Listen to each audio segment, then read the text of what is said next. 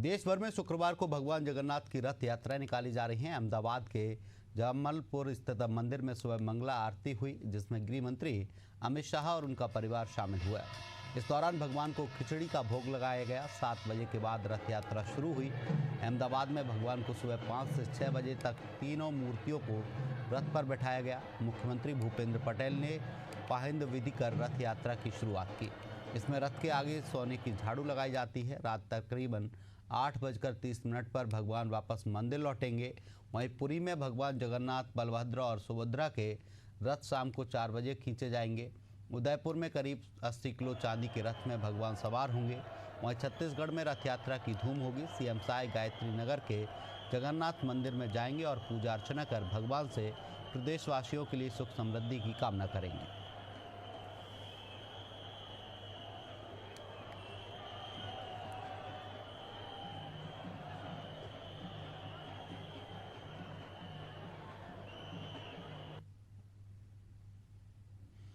इस खबर पर ज़्यादा जानकारी के लिए हमारे साथ बस्तर ब्यूरो चीफ प्रशांत गजबीए लाइव जुड़ गए। प्रशांत, आज भगवान जगन्नाथ रथ यात्रा निकाली जा रही है, उनकी क्या कुछ जानकारी है?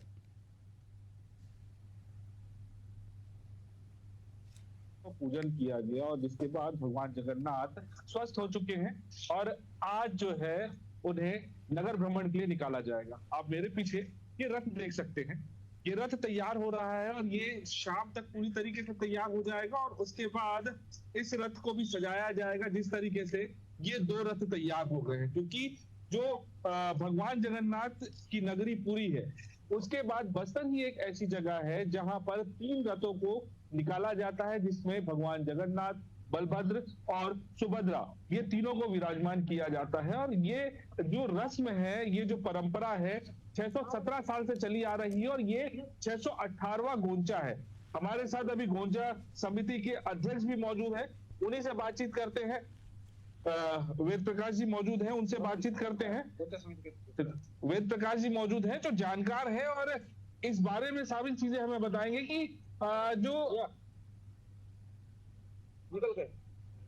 ये जो 3 रथों की परिक्रमा कराई जाती है, ये बस्तर पुरी के छोड़ सिर्फ बस्तर में कराई जाती है। देखिए, पूरे विश्व में विश्व प्रसिद्ध दशहरा जगदलपुर में इसका विशेष महत्व है। पुरी के तर्ज पर यहाँ पे सारे पूजा विधान होते हैं और यहाँ पे एक विशेष महत्व है। यहाँ भगवान जगन्नाथ जी, बलभद्र जी और माता सुभद्रा को खूब से सलामी जाती है, इसमें एक विशेष महत्व। और वैसे इस बस्तर संभाग में जैसा गोंचा का संचालन है पूरी के तर्ज पे होना है और 11 जून 2025 से अभी 6 जुलाई तक कार्यक्रम चलना है। बीच में जितने रस्म है, इससे 9 दिन के अंतराल में सारे रस्म होंगे और इसमें विशेषकर 360 घर आयोजन ब्राह्मण समाज रियासत काल से इस परंपरा का संचालन करते जा रहा है। और आज भी पूरे 108 गांव में समाज के लोग निमाश्रित है और अन्य समाज में निमाश्रित है। श्रद्धालुओं के साथ सब मिलजुल के इस पर्व को बड़े भव्य तक से मनाने का प्रयास। ये जो ब्राह्मण समाज है, ये बस्तर कैसे पहुंचा और ये परंपरा कैसे शुरू हुई कि यहाँ पर जो है 3 रथों की परिक्रमा कराई जाती है? ये रियासत काल से परंपरा चलते आ रहा है और महाराजा इस समय से पूरी जैसे रथपति की जब उपाधि मिला तो उनको भगवान मेरे जगन्नाथ जी को लेके आए और तब से हमारे समाज को उन्होंने इस कार्य को संपादन करने के लिए सौंपा और तब से ये कार्यक्रम हमेशा उन्हीं के सहयोग से नेतृत्व से और टेम्पल कमेटी वर्तमान में सरकार का जो है उनके सहयोग से कार्यक्रम बहुत अच्छे से किया।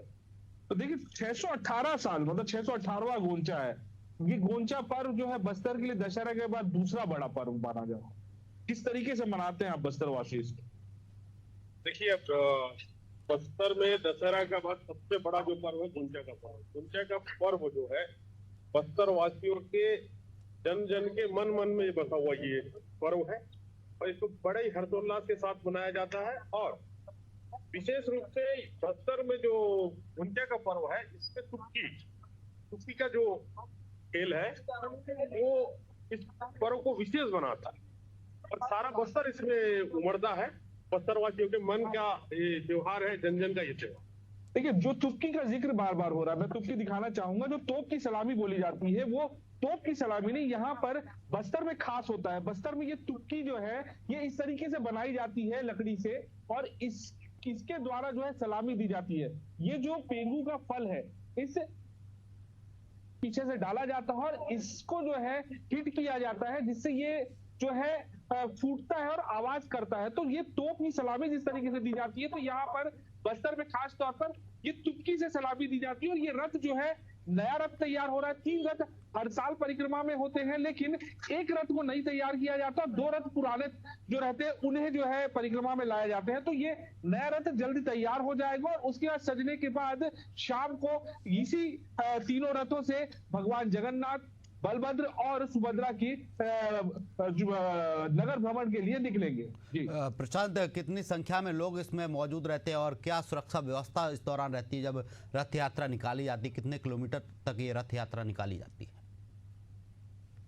जी बिल्कुल, ये रथ देखिए, रथ की जो ऊंचाई है वो लगभग 32 फीट से ऊंची है और उसकी साइज देख सकते हैं। तो ये जब 3 रथ निकलते हैं तो पूरे तरीके से सुरक्षा की व्यवस्था जो है वो चाक चौबंद कर दिए जाते हैं। पूरी तरीके से जो है जो मार्ग होता है उसे छावनी के रूप में तब्दील कर दिया जाता है, और ताकि किसी भी प्रकार से कोई घटना दुर्घटना ना हो। और ये जो परिक्रमा है ये सिरासार चौक कहा जाता है इसे। ये सिरासार से गोल बाजार चौक जाता है, गोल बाजार चौक से जो टेकरी वाले हनुमान मंदिर है उस चौक से होते हुए दंतेश्वरी मंदिर के सामने से होते हुए फिर जो है इन्हें वापस लाया जाता है। तो कहा जा सकता है कि पूरी तरीके से शहर का भ्रमण कराया जाता है। शहर का भ्रमण करवाने के बाद जो है ये तीनों रथ को यहाँ पर लाया जाता है। तीनों रथ में जो भगवान जगन्नाथ, बलभद्र और सुभद्रा के विग्रहों को जो है स्थापित किया कर बैठा कर जो है उन्हें भ्रमण कराया जाता है। तो उसके बाद जो है पूरे विधि विधान के साथ जो है इन्हें वापस मंदिर में रखा जाता है। और सबसे अहम बात यह है कि बस्तर के बाद दूसरा सबसे बड़ा महापर्व है ये गोंचा महापर्व, जहां पर रथ की परिक्रमा होती है। सबसे अहम बात यह है कि पूरी जहां भगवान जगन्नाथ की नगरी कही जाती है, तो उसके बाद दूसरा ही एक ऐसी जगह है बस्तर जहां पर पूरे देश में जहां पर 3 रथों की परिक्रमा कराई जाती है। दूसरा कोई ऐसी जगह नहीं है। रथ परिक्रमा तो पूरे देश भर में होती है, लेकिन 3 रथों की परिक्रमा पूरी के बाद सिर्फ और सिर्फ बस्तर में ही होती है। प्रशांत, कितने बजे से रथ यात्रा शुरू होगी जिसमें लोग शिरकत कर पाएंगे?